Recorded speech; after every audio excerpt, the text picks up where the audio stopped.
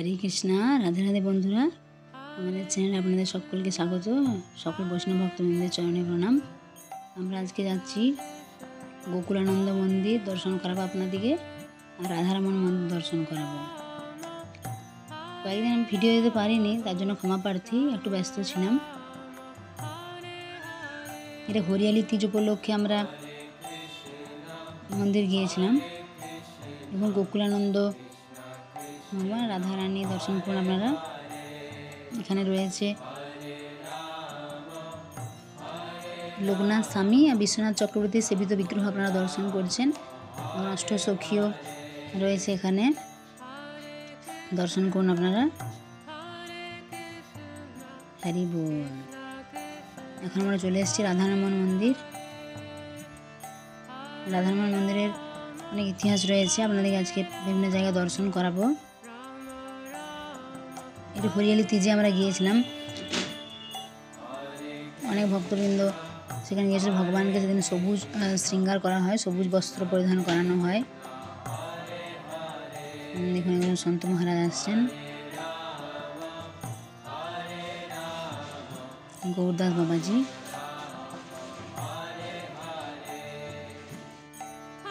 হরিয়ালি তিজে আপনারা কত সুন্দর রাধারমণের শৃঙ্গার হয়েছে, দর্শন করুন। গোপাল ভট্ট গোস্বামী মহারাজ নেপালে গিয়েছিলেন একবার, তো সেই গণ্ডক নদী থেকে তিনি 12টা শালগ্রাম শিলা নিয়ে এসেছিলেন এবং তিনি তার মধ্যে একটা তিনি পুজো করতেন। এবং একজন ব্যবসায়ী উনি এখানে বৃন্দাবনের সকল ভগবানকে পোশাক দিয়েছিলেন। তো গোপাল ভট্ট গোস্বামীকেও দিয়েছিলেন যে রাধারমণকে সেই পোশাক পরিধান করানোর জন্য। কিন্তু রাধারমণ তো তখন শালগ্রাম ভগবান ছিলেন, কিন্তু গোপাল ভট্ট গোস্বামী রাধারমণের কাছে প্রার্থনা করেছিলেন যে তুমি তো এরকম যে গোল মতো শালগ্রাম ভগবান এইভাবে পূজিত, তাহলে কী করে তিনি সেই শালগ্রাম ভগবানকে কী করে পোশাক পরাবেন। তখন তিনি প্রার্থনা করেছিলেন রাধারমণের কাছে।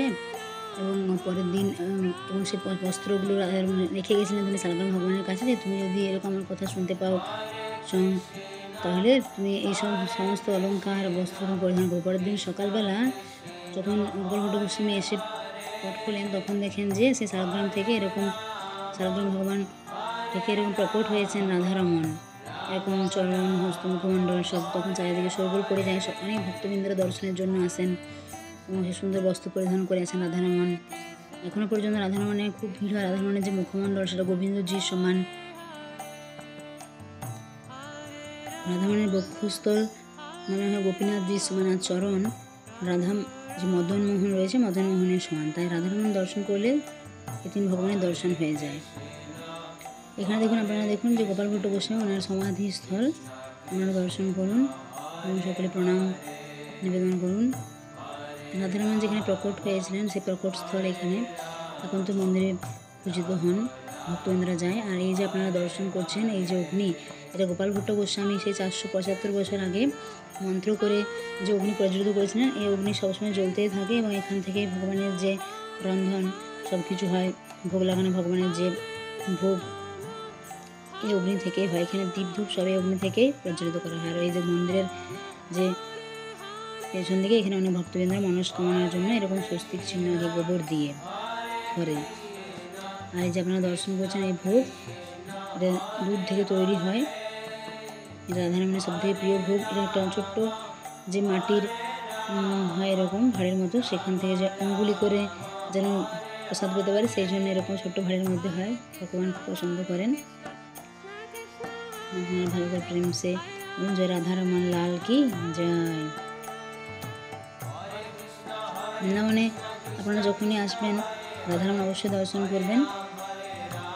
অনেক ভক্তরা যারা খুব সৌভাগ্যবান, রাধারমণ অনেক সময় হাসেন, অনেকে রাধারমণকে হাসি অবস্থায় দেখতে পান, কিন্তু সকলের তো এরকম সৌভাগ্য হয় না। তারা খুব সৌভাগ্যবান, যাদেরকে ভগবান অনেক কৃপা করেন, তাদের এরকম দর্শন দেন ভগবান।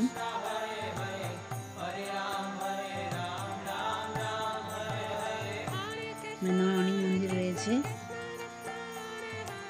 রাধারমণের দেখুন এখানে ভালো করে আপনারা দেখুন, ভগবান হাসছেন, সেটা দর্শন হচ্ছে। নামের দাঁত দেখা যায় ভগবানের।